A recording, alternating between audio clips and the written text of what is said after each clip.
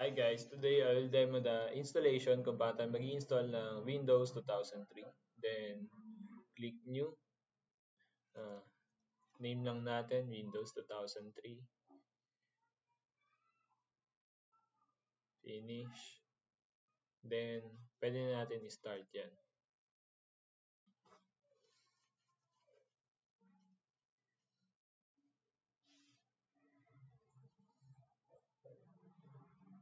Sa settings, ilagay pala natin yung this file, which is Windows 2003 ISO file. Open lang natin. Then, yan. After nyan, pwede na agad i-start.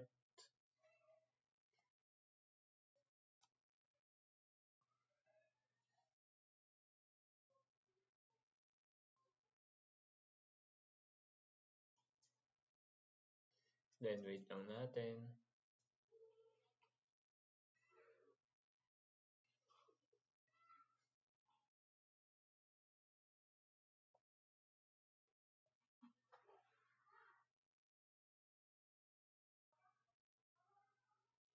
Then, click Enter.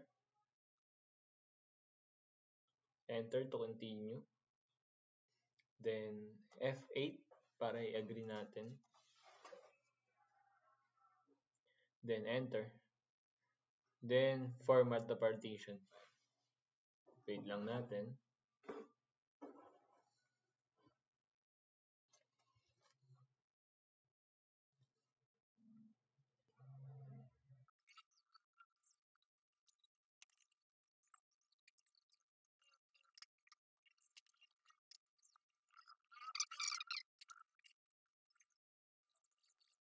Then, after nyan, customize lang natin yung lugar, which is Philippines. And, Philippines. Then, apply. Then, okay. Then, next na lang natin yan. Then, pwede na tayong maglagay ng pangalan.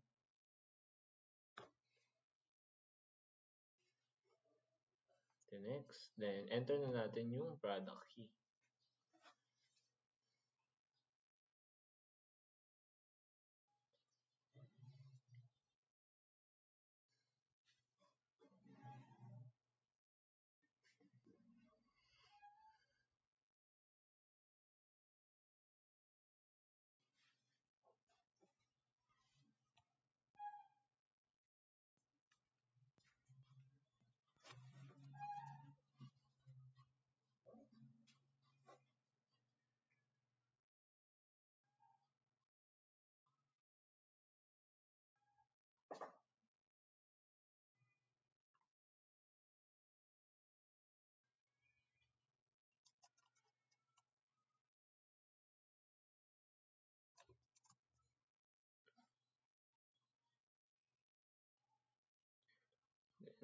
After that, next lang natin. Then, computer name. Mag-import tayo ng administrator password and i-confirm lang natin.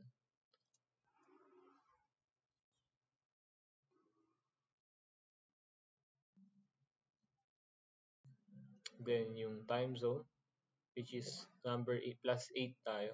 Plus 8. Yan. Next.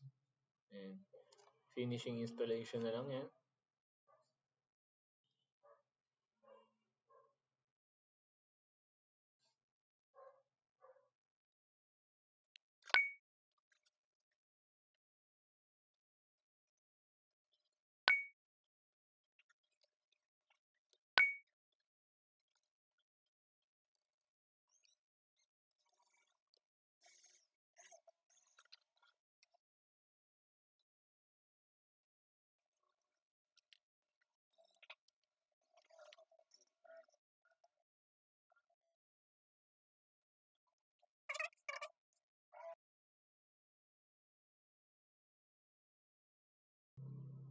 Then,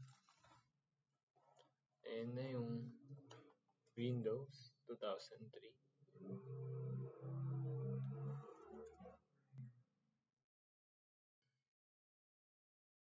Then, should change ba? Okay lang natin yan.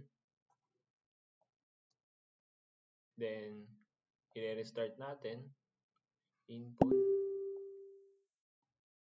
Then, yung password na tinype natin kanina.